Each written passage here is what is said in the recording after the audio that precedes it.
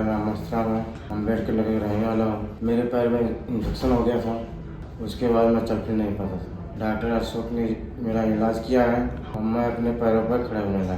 उन्हें विश्वास दिलाया आगे पैर के चला मैं चल पाऊंगा। नमस्कार, मैं doctor Ashutosh, vascular endovascular surgeon, tender palm hospital. Mastram ji हमारे पास आए थे करीबन 1 महीने पहले एक बहुत ही गंभीर समस्या के साथ। दोनों पैरों में गैंग्रीन और उसके साथ साथ स्थिति इतनी खराब हो गई थी इन्फेक्शन के कि उसमें मैगट्स यानी कि कीड़े दिखने लगे थे। अमूमन ऐसी स्थिति में जो पहला अप्रोच होता है कि पाँव को हटाया जाए, बट हमारे पास एक बहुत अच्छी टीम थी जिसमें हमारे पास प्लास्टिक सर्जन थे डॉक्टर नीलम और हमारे रेडियोलॉजिस्ट थे और मेडिसिन टीम थी जिन्होंने इस कंडीशन को स्टेबलाइज किया। नमस्कार, मैं doctor Neelam Chauhan, plastic and reconstructive surgeon, tender palm hospital. Patient Mastram जब हमारे पास आए थे तो उनके दोनों ही पैरों में गैंग्रीन की समस्या थी, जिसकी वजह से उनकी उंगलियां काली पड़ रही थी और उनके पैर में काफ़ी जख्म भी थे जिनमें कीड़े तक पड़ चुके थे। उनके जख्म के मैनेजमेंट के दौरान हमने ये पाया कि उनके दोनों ही पैरों की नसों में काफ़ी ब्लॉकेज है। इस ब्लॉकेज के लिए हमारे वैस्कुलर सर्जन डॉक्टर आशुतोष की केयर में उनको रखा गया। डॉक्टर आशुतोष ने जल्द ही उनका बाईपास सर्जरी किया ताकि उनके पैरों की सप्लाई अच्छी हो जाए, क्योंकि बिना अच्छी सप्लाई के कोई भी जख्म नहीं भर सकता है।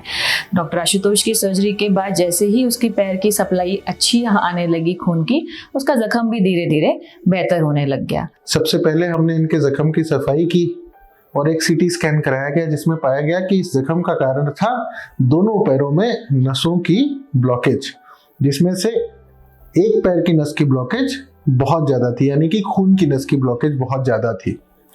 तो जब जख्म उस लायक हो गया कि उसमें कोई कीड़े वीड़े नहीं रहे और थोड़ा सा इन्फेक्शन कम हुआ, तो हमने सबसे पहले खून के बहाव को सुचारू किया एक बाईपास के माध्यम से, यानी कि जहां भी ब्लॉकेज थी उसके ऊपर और नीचे की नसों को जोड़ दिया गया, जिसे फेमोरोपोप्लिटियल बाईपास कहते हैं।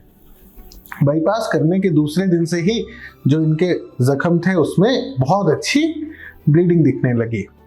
उसके बाद इनको हमने प्लास्टिक सर्जन के केयर में रखा और डॉक्टर नीलम ने बहुत जल्दी जैसे ही ये जख्म लाल हुआ और इन्फेक्शन कम हुआ, इसकी ग्राफ्टिंग की प्रक्रिया कर ली, यानी कि इस पे त्वचा चढ़ाने का काम कर दिया।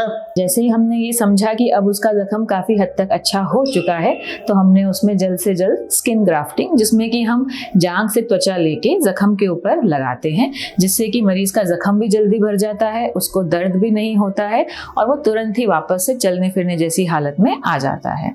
ये सर्जरी करने के करीबन 1 हफ्ते के अंदर अंदर उस मरीज का सारे का सारा जख्म भर गया था और वो अपने पैरों पे धीरे धीरे दूसरों के सहारे से चलने भी लगा था और अब आगे फिजियोथेरेपी की मदद से वो पूर्णतः अच्छे से चल भी पाएगा। तो वैस्कुलर और प्लास्टिक सर्जरी टीम के साथ में काम करने से एक पैर जो शायद कट सकता था वो हम बचा पाए। डॉक्टर नीलम ने बहुत जल्दी जैसे ही ये जख्म लाल हुआ और इन्फेक्शन कम हुआ, इसकी ग्राफ्टिंग की प्रक्रिया कर ली, यानी कि इस पे त्वचा चढ़ाने का काम कर दिया। तो करीबन 1 महीने के अंतराल में एक पाँव जो कि घुटने से ऊपर कटने की नौबत आ रही थी, हम लोग पंजा नहीं बचा पाए क्योंकि वो सड़ चुका था, पर उस हालत में है कि मस्तराम जी पाँव के साथ हैं और बेसिक वर्क भी रिज्यूम कर पाएंगे फिजियोथेरेपी के साथ।